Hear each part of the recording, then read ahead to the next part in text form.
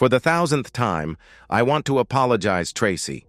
I know we'll be having another shower for you in Connecticut, but I wish I could have traveled to Georgia for this one.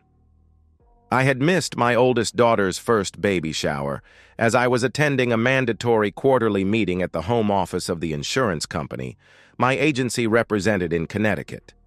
My dad had started our firm nearly 40 years ago, and I would be taking over the helm when he officially retired in the next couple of years. And for the 1000th time, Mom, don't worry about it. The shower you are hosting in 2 weeks will come soon enough. I can't wait to get back to Connecticut to see all my old friends. Tracy was Zooming me from her home outside of Atlanta, and my husband Chris was on the call from our home in Farmington, Connecticut. I was in my Marriott hotel room in Charlotte, North Carolina. We can't wait for you to get home, Tracy. How are the meetings coming along, Jilly? Chris wanted to know. As always, there's a lot of great material, and I've taken a few key points to implement over the next quarter. But I don't understand why American Insurance insists these meetings need to be in person. The meetings can easily be held online. The cost savings for each agency would be substantial.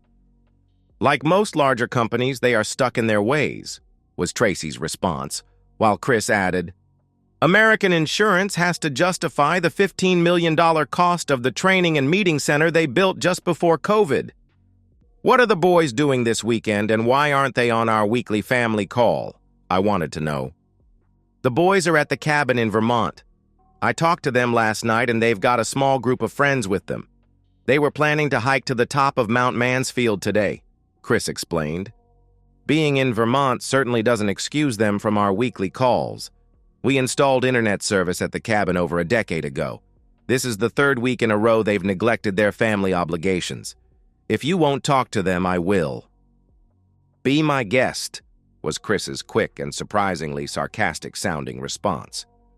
Before I could comment, Tracy jumped in and asked, Do you have anything exciting planned for tonight? Not a thing, was my answer. I ordered a room service dinner just before our call. It should be here in the next few minutes. After dinner, I'm going to bed. 4 days of meetings have me exhausted. Sweetheart, we'll be finishing at 11 tomorrow morning. Assuming my flight is on time, I'll be back in Hartford at 3:40 and home before 5. Your itinerary is hanging on the refrigerator. I know when you'll be home. Chris's response made me pause. That was 2 snarky comments in a row. I decided not to say anything, as Tracy was on the call, but I filed it away and would speak to Chris and set things straight after I got home. I need to get going. My dinner will be delivered soon. I love you both. Tracy, we'll talk during the week, and I'll pick you up at the airport in 2 weeks. Chris, I will see you tomorrow. I heard, see you soon, from my daughter, and good night, from Chris before both faces disappeared from my laptop screen. I'll admit to being more than a little upset as I recalled the many I love you proclamations that ended every other call in recent memory. Perhaps, I said to myself, they're as tired as I am. After closing my computer, I got up, pulled the nightshirt I was wearing over my head, and tossed it on the hotel room bed. I walked into the bathroom and spent a few minutes brushing on a minimal amount of makeup.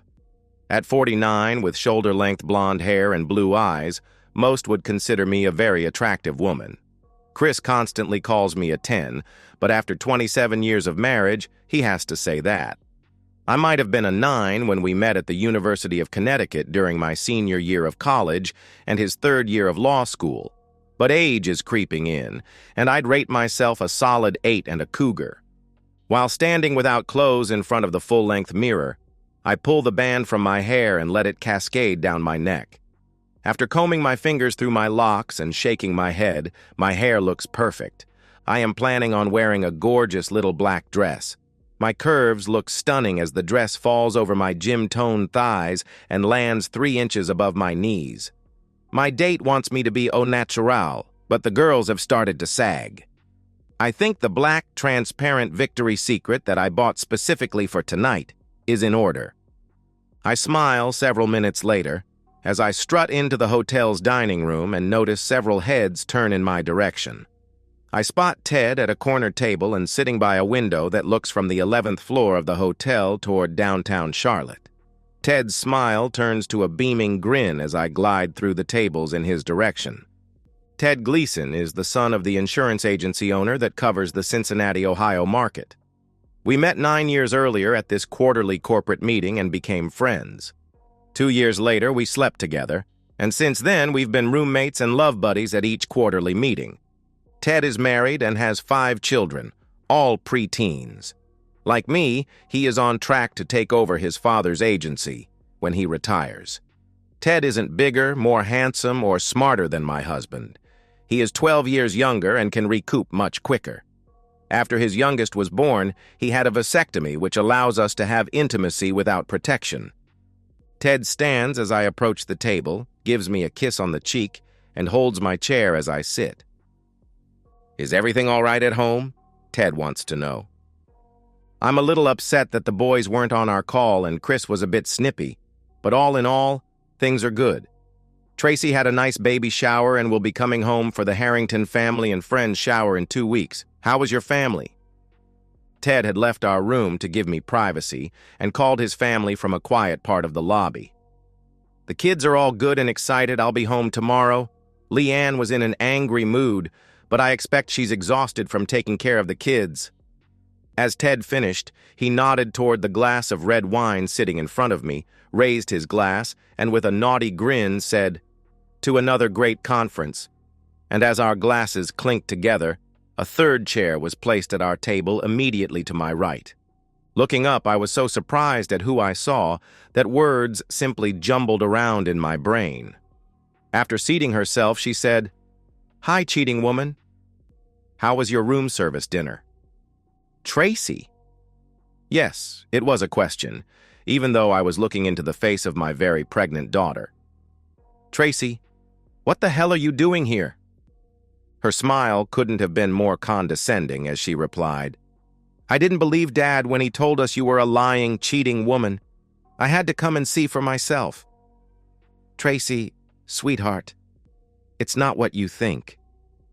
I willed my heart to slow down and tried to concentrate on regaining my faculties. "Well, cheating woman, let me tell you what I think. Let's see if I'm wrong. I think you did nothing but lie during our 38-minute family call. I think you have an affair with this jerk," she indicated to Ted, "at each of your quarterly conferences. I think you've crushed Dad. I think you've alienated your family. I think your parents will be ashamed to call you their daughter, and I think the chances of you taking over the firm from Grandpa has been flushed down the toilet." As the tornado in my head reached Class 5 level, Ted quickly stood and announced, "This is a family matter. I'm going to excuse myself so you can deal with this situation in private." I didn't think things could get worse until Tracy smiled sweetly and said, "I would think a genius like you would want to sit down, shut up, and find out how much of a storm you're going to encounter when you get home to Leanne tomorrow." All the color left Ted's face. He turned chalk white. I'm not sure if he sat down or collapsed into his chair. Tracy turned to me and said, "Is that what you like about this jerk? He's a timid individual that does whatever he's told?" The color quickly came back to Ted's face, which turned tomato red from Tracy's insult. He half stood, gripped the table, and looked as if he was going to launch himself at Tracy. Tracy simply laughed and said, "Go ahead. Lay a single finger on my 7-month pregnant body and go to jail." Ted immediately calmed down and found his composure as Tracy continued, "Please order me a glass of wine. This is going to take a few minutes." Tracy pivoted in her chair and faced me, crossed her right leg over her left, folded her hands, and laid them in her lap before continuing. "I'd like to explain a few things to you, Mom. The reason my brothers haven't been on the last few family calls is because they believe Dad and know you're a lying, cheating woman. I don't know who cried harder, the night Dad Zoomed with us and told us what you've done. Jimmy, Johnny, and Dad were bawling at the end of the call. The only reason I wasn't crying is I was positive this was a huge mistake. The private investigator's report didn't sway me. Dad wouldn't show the pictures and video, so I had to waste money I can't afford on plane tickets, a hotel room, and other necessary expenses to come here and see for myself. Tracy, baby, I don't know what your father thinks he knows, but I started to answer. Tracy's hand shot up like a police officer stopping traffic. You don't get it, do you? Dad has proof. He has pictures and video from inside your hotel room. He has proof my mother is a liar. He has proof my mother is a cheater. He has proof my mother is another man's lover. With much more confidence than I felt, and equal amounts of false bravado, I hissed, "We will work as a family, and we will get through this unfortunate incident." My daughter scoffed at me, rolled her eyes, and put her hand over her head, snapping her finger. Our waiter immediately appeared. Tracy turned to the waiter and said, "I'm sorry for being so rude. I wasn't calling you. It was a signal to the deputy." Tracy pointed to the tall and extremely well-built man who appeared behind the waiter. The man stood over Ted and demanded, "Are you Mr. Theodore Gleason?" In a shaky voice, Ted responded, "I am." The deputy continued, "Mr. Gleason, you are served." After dropping a large yellow envelope on the table, the deputy asked, "Are you Mrs. Jillian Harrington?" With tears flowing down my cheek, I nodded. "Mrs. Harrington, you are served." An identical envelope was dropped in front of me. With a maniacal laugh, Tracy looked at Ted and said to him, "You don't need to open it up." She was indicating the envelope. "I'll tell you all about the contents. Leanne is divorcing your worthless back. She's asking for your continued support to run the house until your youngest 3-year-old Petey leaves for college, continued private Catholic school tuition for each of your kids, child support, and maintenance." Tracy looked around the fancy restaurant before continuing, "If I were you, I'd savor every bite of tonight's dinner. I suspect you'll be eating ramen noodles for most of the next 2 decades. Ted had misty eyes and hung his head in defeat before Tracy said, "Oh, Teddy, baby, there's much more. You see, my dad is a very smart lawyer. Other than freeing himself from your lover here." Tracy nodded in my direction. "His only other goal is to mess up your life as completely as possible. He's found a way to do that. Dad studied the prenuptial agreement protecting your 25% ownership in your father's agency. Hats off to your lawyers. The prenup is ironclad. Leanne can't touch it." After giving Ted an ear-to-ear smile, she dropped the bomb. "Leanne can't touch your business, but my dad can." Alienation of affection lawsuits aren't recognized in Ohio, but they are recognized here in North Carolina. Since you alienated the cheating woman's affection here in good old North Carolina, Dad filed suit in Charlotte and expects to win a bundle. Maybe he'll let you continue working as the janitor. Turning her attention back to me, Tracy smiled. "You won't be quit as poor as jerk. Dad is splitting everything down the middle with you. Per the prenup, Dad keeps his interest in his law firm and the Vermont lake house that he inherited from Grandpa and Grandma. You get to keep your 40% interest in Grandpa's insurance agency. However, Leanne is suing you in North Carolina for alienation of affection. She is coming after you hard for destroying the lives of her 5 young children. Good luck. You're going to need it." The tears that had started a few minutes earlier had increased with each cutting word from my daughter. The knot in my stomach threatened to erupt and cover the white linen-covered table in vomit. How my life had turned from a fairy tale to the darkest of nightmares in minutes was still lost to me. Tracy reached out and took the glass of wine that had been ordered an eternity before. Ted and I watched silently as Tracy took a few sips over the next moments, seemingly savoring every taste. When she placed the half-finished glass back on the table, a stream of tears had started. The tears were as heavy as mine and were falling down her cheek.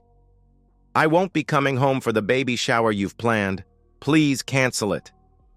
Those dozen words were a total shock to my system and amplified by a factor of 10 everything that had happened over the last 15 minutes. I could only stare with my mouth hanging open as Tracy continued, "And I don't want you coming down to Atlanta after my daughter is born. I promise to send you pictures and updates, but until you get your life together, I don't want you involved with my family." As Tracy rose to her feet, a figure stepped up beside her. It was her husband and my son-in-law, Brian. He wrapped his arm around her sobbing body, held her close, and quietly asked, "Did you tell your mom the last part?" Tracy shook her head. "Tracy," he said, in a loving but firm voice. "I can't," she answered. "Will you?" Turning to me, Brian explained, "I might be wrong, but I don't believe there is a way back to Chris. Your affair has been going on for too long. There is a way back to your sons, Tracy, your granddaughter, and me. It will take a lot of work, but we'll be here when you become the woman we need you to be." Brian leaned down and softly kissed my tear-stained cheek before guiding a still-crying Tracy through the dining room. I had the weirdest thought as I watched their retreat. I remembered the boxing highlight clips that Chris loved to watch and felt like I'd taken an uppercut to the jaw and was crumbling to the canvas in the center of a boxing ring. From the perspective of Chris, how I was able to compartmentalize my emotions over the last day and a half was a mystery. I hadn't silenced my phone, and the rings, dings, and buzzes had almost stopped since Tracy had confronted her mother. Some of the communications had been work-related, while other texts, emails, and voicemails had come from family, friends, and Leanne Gleason, all offering support. The vast majority had been from Jillian, and I had immediately deleted each message. I had conflicting emotions about Tracy's confrontation with Jillian and Jerk. From the start, when I told my children about their mother's treachery and years-long affair, Tracy was adamant that her mother couldn't possibly be that woman. As I refused to give the kids the full private investigator report and accompanying recorded evidence and instead sent each a short 2-page synopsis, there seemed to be some doubts, at least for Tracy. Tracy and my son-in-law Brian hired a Charlotte-based investigator. He was able to get access to Jillian and Jerk's room and provided Tracy with the necessary evidence. Brian had called me and let me know that Jillian had phoned American Insurance and explained that she was sick and wouldn't be attending the last day of meetings. The Charlotte private investigator had confirmed that Jillian was able to get an earlier flight and would be arriving home around 1 p.m. the following day. I had prepared for Jillian's return. Our house was jointly owned, and I couldn't kick her out. It only took a few hours to bag all of Jillian's belongings from the master bedroom and bath and transfer them to a guest room. I'd hired a handyman to install double bolt locks on the master bedroom door and my home office. It wasn't much, but my divorce attorney had advised me I couldn't do more. I'll admit up front that I did do something extra. It was extremely childish, but grotesque, in the way Jillian's quarterly love fests were grotesque to me. I desperately wanted to leave Jillian with a visual impression of my feelings. Each day, since Jillian left for Charlotte, I took my morning bowel movement in the bathroom connected to the guest bedroom and hadn't flushed. There were 5 piles of man-sized turds filling the toilet and over the water line. I'd closed off the bedroom door, but the smell still permeated the entire second floor. What made me laugh was, like my farts, the smell of my poop didn't bother me. In fact, as I'd half-jokingly told Jillian hundreds of times, my waist smelled like petunias to me. Although I was prepared for the upcoming confrontation, I did cringe when I heard the garage door opening. I was sitting in a fenced-off section of our backyard.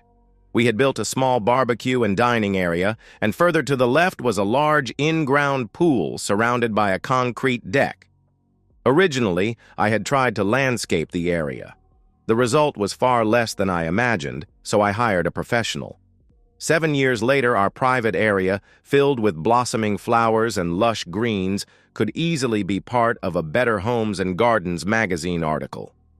Jillian and I were proud to host outdoor parties during the spring, summer, and early fall. I heard Jillian call out several times from inside the house before the slider opened and she walked out. She spotted me immediately, sitting at our outdoor dining table, and as she approached, she asked, "Can I have a beer too?" "Of course," I answered. Unlike every other time she asked, I remained seated and didn't offer to pour her drink. With an almost silent huff, Jillian went to the outdoor refrigerator, found a craft beer, and poured it into a chilled glass. After returning, Jillian sat opposite me, took a sip of beer, and said, "I'm sorry." I studied her face for a few moments. I recognized that she had recently touched up her makeup, but it didn't hide her swollen eyes. She'd been crying a lot. "What are you sorry about?" I questioned. Jillian clenched her jaw in irritation before saying, "I'm sorry I've hurt you, and I'm devastated that I've damaged my relationship with our children." "Liar!" I roared. Her nostrils flared as she leaned into the table and hissed, "How dare you call me a—" My body shaking as I chuckled caused Jillian to stop short. "How was your room service diner last night?" That's lie number one. How many more of the 10,000 or so lies do you want me to recount? We silently appraised each other, and each took a sip of beer. "Nevertheless," she continued, "I am sorry." There was more awkward silence before I answered, "Okay, you're sorry." And after a few more moments, I continued with a shrug and said, "I don't care." "You don't care about our family?" she questioned. "For Christ's sake, Jillian. Tracy is married and lives in Atlanta. She's starting her own family. Jim is starting his career with a top engineering firm in Albany. John will finish at Fordham University in June and has already told us he's staying in New York City and wants to work on Wall Street. We've done a great job and our kids are spectacular people, but they don't need us like they used to." "But we need to support them," Jillian nearly screamed. "And we will. We'll each support them to the best of our ability.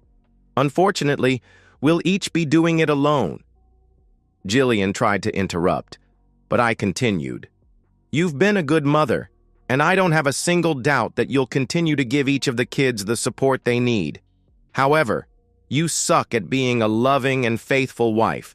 I don't like you. I don't trust you. I don't respect you." "I'm going to fight the divorce," she declared. "Of course you will. You'll fight because you are a selfish woman and you don't give a damn about me." This time, the silence lasted a few minutes. We were each lost in our own thoughts. "Why did you involve the kids so early in the process?" Jillian finally asked. "I needed them to provide DNA samples so I could make sure I was their biological father." Jillian's eyes nearly exploded from her head. They were so wide. "You couldn't possibly believe I would." For the second time, Jillian couldn't finish a sentence. "I know for a fact that you are a lying, cheating woman. I just don't know when it started or how many men you have been with." After another shrug, I said, "And since I don't believe a word from you, I'll never know the answers to those questions. But I do know, with a 100% certainty, that all 3 kids are mine. The paternity tests prove it." My laugh was totally unexpected, and I leaned across the table in Jillian's direction. "Just so you know," I told her in my most menacing voice, "if I had learned that any of our children weren't mine, you'd be in the trunk of my car right now, and I'd be driving to Vermont to bury your corpse in the middle of the woods." My statement stunned each of us, but seemed to amuse my guest, who was emerging from our pool. The slight splashes and throaty laugh caused Jillian to spin around. "What the hell are you doing here?" Jillian angrily yelled. "Hi, Jilly. Welcome home," was Mickey's smiling response. "Bury her corpse? Where did that come from?" That was her rhetorical question to me. We both watched Mickey, me with a great deal of appreciation, and Jillian with a quickly building rage. Jillian and Mickey have been best friends since freshman year at the University of Connecticut. They roomed together since sophomore year, talked to each other almost daily, and never failed to get together for coffee, a drink, or a meal each week. Mickey was a nurse by education and currently was the director of nursing at the largest Hartford area hospital. Mickey had divorced her serial cheating husband nearly 4 years earlier, and Jillian and I had supported our friend at every opportunity. Both women were on the taller side at 5'10", with very pretty faces and bodies that could tempt a priest. However, there were big differences. Jillian was beautiful and curvy, while Mickey was sleek and athletic. Mickey walked to the refrigerator, grabbed a beer, and as she plopped herself next to me, chugged a few gulps. "You told him?" Jillian shrieked. Mickey took another long sip before responding. "I'm ashamed to say it took me nearly 2 days to decide to tell Chris and 2 more days to set up a meeting with him. I'm not ashamed to say I did the right thing and told my friend about your treachery." "You traitor! We've been friends for over 30 years. "Well," Mickey sighed, "all good things need to come to an end." After a slight pause, she continued, "I doubt it will make a difference, but Chris already knew you were an unfaithful spouse." Jillian's gaze shifted back to me. "Leanne Gleason told me. It turns out that Jerk gave her an STD. She was able to pull some strings through family members and got the cure without reporting through official channels. She hired a private investigator and stopped having intimacy with him. It didn't take long to discover your long-term affair as well as several other shorter-term affairs with other married women." Jillian flinched as I continued. "Leanne and I kept in touch, and I hired a private investigator when you both attended the overnight industry conference in Washington, D.C. last month. That's where we got the disgusting pictures and videos for our divorce attorneys. I've been planning my escape since then." "When did you two start a relationship?" Jillian wanted to know. "You worthless pig," Mickey exploded. "Do you even know your husband? I've offered. Oh God, have I offered? But he hasn't touched me, and he won't, until after the divorce." Mickey stood and leaned over the table and got as close as possible to Jillian before saying, "Once the divorce is official, I'm going to give him love all day, every day, until he gets sick of me. And I'll promise you this, sister, he's never going to get sick of me." Mickey turned to me, held out her hand, and said, "You promised me lunch." After taking her hand, I took a last look at Jillian. I wanted to end with one last biting comment, but all I saw in her eyes was pain and defeat. It won't surprise anyone that Jillian finally kept one promise and fought the divorce. Mandated marriage counseling lasted for 3 sessions. I participated because it was ordered. When Dr. Cohen nearly begged, "Please, I'd like you to tell me one, just one, redeeming feature of your marriage." It didn't take me long to answer, "We make and raise great children." There were smiles all around until I continued, "It's too bad she hates our children so much that she destroyed our family." That ended our sessions, and 8 months later, our marriage was legally dissolved. I remember moping around on the night I received the decree. Around 8:15, there was a knock on the door. When I opened the door, Mickey was on the front porch dressed in a knee-length raincoat. She quickly looked around and confirmed my neighbors weren't walking their dogs, and she dropped the coat to the porch. Mickey and I became buddies for the next several months. The love was incredible, but a strange thing happened. I'd considered her a best friend while married to Jillian. We seemed to lose something in the love, and our close friendship turned into something else. After 4 or 5 months, with a happy mood, Mickey gave me a call. "Hey, lover, can you take a pretty woman out to dinner on Friday?" I laughed and answered, "Your wish is my command." There were several seconds of silence. I thought we'd been disconnected until Mickey said, "I'm bringing my older sister. I want you to meet her." "Meet your sister? I've known Jan for decades." I heard Mickey sigh before admitting, "She's perfect for you, Chris." I heard a nearly silent sob when she finished. This time, the silence between us was much longer. Mickey's continued crying and my occasional grunt let us each know the call hadn't ended. "You can bring Jan, if I can bring a client. He's perfect for you." By the time our appetizers were brought to our table by the waiter, I was engrossed in a conversation with Jan and Mickey, and Kevin didn't know we existed. Jan and I got together 2 or 3 times a week, and we double-dated with Mickey and Kevin once or twice a month. I quickly fell head over heels in love with Jan and could tell by the endearing looks between Kevin and Mickey that they were also in love. Making things even better, Mickey returned to best friend status. Mickey and Kevin were married in a traditional church ceremony 8 months later. Jan and I followed 6 weeks after in a much more casual beach ceremony. We were joined by our combined 6 children, their families, and a small group of intimate friends. I didn't see Jillian for 3 years. We were together for my son Jim's wedding, and Jillian was with her husband Michael. 2 years later, John was married, and Jillian attended with her husband Claude. Tragically, Jillian's parents were killed together in an automobile accident. I was told by Jillian's 4th husband, Anthony, that my eulogy was a great tribute to her parents. And so, we've reached the end of today's story. Was it what you expected, or did it take a twist you didn't see coming? I'm curious to hear your thoughts. Share them in the comments below, and let's get a conversation going. If this story kept you hooked, make sure to hit that like button.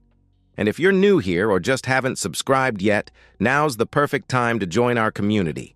I bring you fresh, captivating stories every day, so click that subscribe button and turn on notifications so you never miss out. Thanks for watching, and I'll see you in the next one.